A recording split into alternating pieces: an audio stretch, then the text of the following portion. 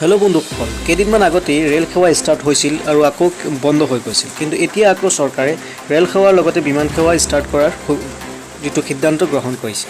চ' কেতিয়াৰ পৰা ৰেল সেৱা আৰম্ভ হ'ব সেইটো আপোনালোকক আজি জনাম।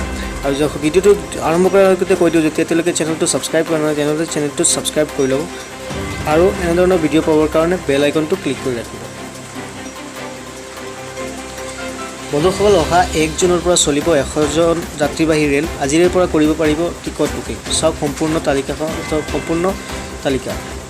এই ৰেলৰ টিকট বুকিং আজি পুৱা 10 বজাৰ পৰা আৰম্ভ হ'ব। এই ৰেলৰ এডভান্স ৰিজাৰ্ভেশ্যন পিৰিয়ড 30 দিনৰ হ'ব। ভাৰতীয় ৰেলৱে 1 জুনৰ পৰা আৰম্ভ কৰিব 100খন নন AC ৰেলৰ চলাচল। ৰেলৱেৰ ফালৰ পৰা জনোৱা হৈছে যে 100খন নন AC ৰেল নিৰ্ধাৰিত সময় অনুসৰি চলিব। পূৰ্বৰে পৰা চলি অহা শ্ৰমিক স্পেচিয়েল ৰেল আৰু 15খন ৰাজধানী ৰেলৰ উপৰি চলোৱা হ'ব আৰু এই 100খন ৰেল। এই ৰেলৰ টিকট বুকিং পুৱা আজি 10 বজাৰ পৰা আৰম্ভ হ'ব। এই ৰেলৰ এডভান্স ৰিজাৰ্ভেশ্যন পিৰিয়ড 30 দিনৰ হ'ব, অৰ্থাৎ আপুনি 1 মাহৰ পূৰ্বে টিকট বুকিং কৰিব পাৰিব। এই ৰেলসমূহত AC আৰু নন AC দুই ধৰণৰ ডবা থাকিব, অৰ্থাৎ কম্পজিশ্যন নিয়মীয়া ৰেলৰ দৰেই হ'ব। এই 100খন ৰেলৰ ভিতৰত মুখ্যতঃ গোৰখপুৰৰ মুম্বাইলৈ যাবলগীয়া Kanishk Nagar express, Lucknow mail, Prayagraj express, কৰ্ণাক express, Shivganga express, Pushpak express, Shramshakti express, Telangana express, Howrah Mumbai mail, Champaran Satyagraha express, গৌৰধাম এক্সপ্ৰেছ আদি। বন্ধুসকল, এতিয়া জনাই দিওঁ যে বিমান সেৱা কেতিয়াৰ পৰা আৰম্ভ কৰিব। 25 মে'ৰ পৰা আৰম্ভ হ'ব ঘৰুৱা বিমান সেৱা।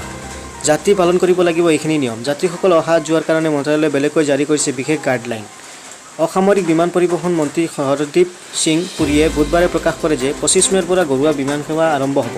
পুৰীয়ে টুইটত জনায় যে সোমবাৰে 25 মে' 2020 পৰা ঘৰুৱা বিমান সেৱা আৰম্ভ হ'ব। সকলো বিমানবন্দৰ আৰু বিমান কোম্পানীক 25 মে'ৰ সঞ্চালনৰ কাৰণে সাজু হ'বলৈ কোৱা হৈছে। যাত্ৰীসকলক অহা যোৱাৰ কাৰণে মন্ত্ৰালয়ে বেলেগকৈ জাৰি কৰিছে বিশেষ গাইডলাইন। মুঠ 6 পৃষ্ঠাৰ গাইডলাইন যাত্ৰীসকলে এয়াৰলাইন ষ্টাফ নিৰাপত্তিসকলকো সামৰি লোৱা হৈছে। নিৰ্ধাৰিত সময়তকৈ 2 ঘণ্টা আগতকৈ যাত্ৰীসকল বিমানবন্দৰত উপস্থিত হ'ব লাগিব।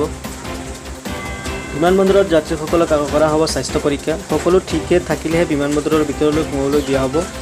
যাত্ৰাৰ সময়ত যাত্ৰীসকলে মাস্ক পৰিধান কৰাটো বাধ্যতামূলক। বিমানবন্দৰলৈ যাওঁতে অথৰাইজ টেক্সিহে ব্যৱহাৰ কৰিব পাৰিব। এয়াৰপোৰ্টত পে'মেণ্ট কৰাৰ সময়ত ডিজিটেল মেথডহে ব্যৱহাৰ কৰিব। প্ৰতিগৰাকী যাত্ৰীয়ে 4 ফুট ব্যৱধানত সামাজিক দূৰত্ব মানিব লাগিব। 14 বছৰৰ ওপৰত প্ৰতিগৰাকীৰ বাবে আৰোগ্য সেতু এপ বাধ্যতামূলক। লগতে ৰাজ্যখনৰ গ্ৰীণ জ'নৰ হ'ব লাগিব। হেণ্ড ছেনিটাইজাৰ ব্যৱহাৰ কৰিব লাগিব। যাত্ৰাৰ অন্তত নিজৰ বেগ লোৱাৰ সময়ত ভিৰ কৰিব নোৱাৰিব। ছিটিং এৰেঞ্জমেণ্টৰ ক্ষেত্ৰতো বিশেষ নিৰ্দেশনা দিয়া হৈছে। কেবিনেট থকাসকলে PPE কিট পৰিধান কৰাটো বাধ্যতামূলক। যাত্ৰাৰ সময়ত কোনো ধৰণৰ খাদ্য সামগ্ৰী যোগান ধৰা নহ'ব, কেৱল পানী যোগান ধৰা হ'ব। যাত্ৰীসকলে নিব নোৱাৰিব খাদ্য সামগ্ৰী। যাত্ৰাৰ সময়ত কোনো ধৰণৰ খাদ্য সামগ্ৰী যোগান ধৰা নহ'ব। বিমানবন্দৰত কোনো ধৰণৰ মেগাজিন, বাতৰি কাকত যোগান নহ'ব। বন্ধুসকল, আজিৰ কাৰণে ভিডিঅ'টো ইমানেই আছিল। যদি ভিডিঅ'টো ভাল লাগিলে তেন্তে লাইক কৰিব আৰু জনাব কেনেকুৱা হৈছে ভিডিঅ'টো। মিলি আছোঁ অহা ভিডিঅ'ত। তেতিয়ালৈকে বাই বাই, টেক কেয়াৰ।